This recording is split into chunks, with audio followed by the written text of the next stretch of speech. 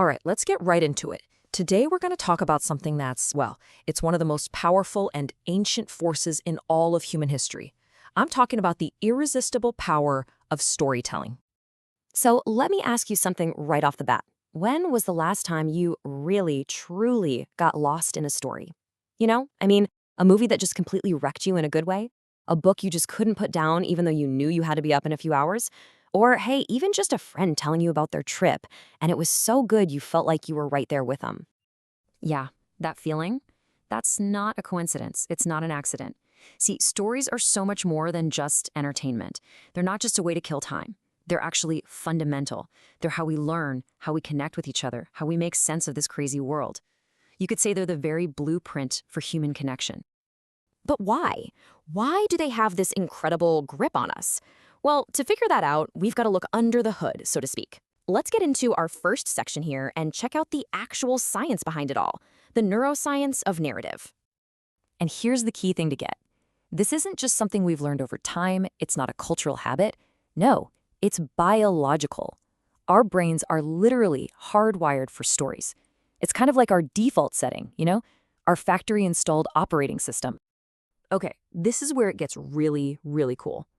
Think about it like this. When someone just throws a bunch of dry facts at you, a few lights flicker on in your brain. The language parts, basically. But when someone tells you a story, it's like the whole city lights up. Your sensory cortex fires up. You can almost smell the rain or feel the sun. Your emotional centers engage. You're not just processing the words anymore. You start to live the event. There's this amazing thing called neural coupling.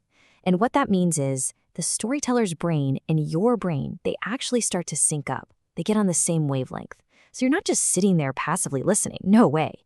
Your brain is actively building a simulation of the whole thing. It's incredible. Have you ever gotten goosebumps during a really tense part of a movie? Or felt your heart pounding during a chase scene in a book? Right? That physical feeling? That's the proof. That's your brain mirroring what's happening in the story so perfectly that your body actually reacts like it's real. And this power, it's not some newfangled thing we just figured out. It's actually the oldest trick in the book. So let's take a little journey through time and see how storytelling became what you might call our very first and maybe our most important piece of human technology. I mean, for thousands and thousands of years, long before anyone wrote anything down, stories were everything. They were our survival guide. You see cave paintings, that's a story about the hunt. You hear about epic poems like the Odyssey. That was how we passed down our history, our values, our entire culture from parent to child. It was basically the original cloud storage. And don't think for a second that this ancient tech is obsolete. It's more critical now than it's ever been. Just think about it. It's the engine of our culture. It's the backbone of politics. It's the heart of religion. It's how we teach our kids and how we build billion-dollar businesses. Okay, so let's get into some real-world examples of this power at work. I'm talking about stories that didn't just keep people entertained, they literally changed the world. Let's start with someone like Abraham Lincoln.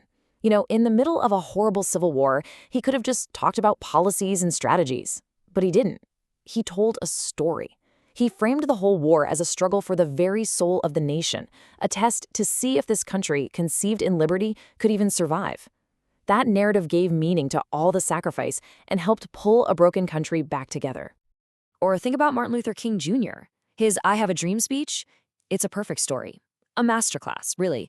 It tells the story of a painful past, acknowledges a difficult present, but then paints this incredible, irresistible picture of a promised future. That story didn't just inspire people, it fueled a movement.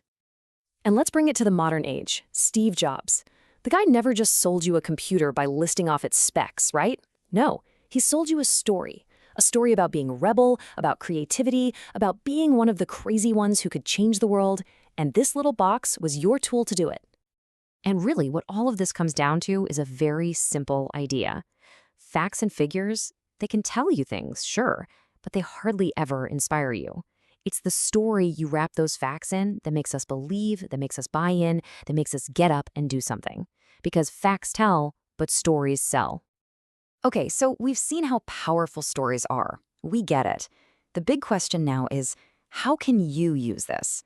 So for a final section, let's make this super practical. Here's a quick guide to telling your own story. The easiest place to start is with a framework that's been around forever, literally. From ancient myths to the biggest movies today, it's the classic three-act structure. It's simple. You have a beginning that hooks people in, a middle where you introduce some kind of conflict or a challenge to overcome, and an end where you get a resolution and, hopefully, a lesson learned. And while you're thinking about that structure, just keep 3 essential things in mind. First, keep it simple. Don't drown people in details that don't matter. Second, keep it emotional. What's the feeling you're trying to get across? Tap into that. And finally, and this is maybe the most important one, keep it relatable. Find that little piece of your story that everyone can connect to. Because look, here's the real secret. You don't have to be Lincoln or Steve Jobs to have a story that matters. Your own life, your challenges, the things you've overcome, that's your greatest story right there. And the most powerful thing you can do? Just share it, authentically. At the end of the day, stories shape our world because they shape us. They're what connect us all. Every time one is shared, it's like another thread is woven into this giant shared human tapestry. Which really just leaves us with one final thought, one final question for you. So, what's your story?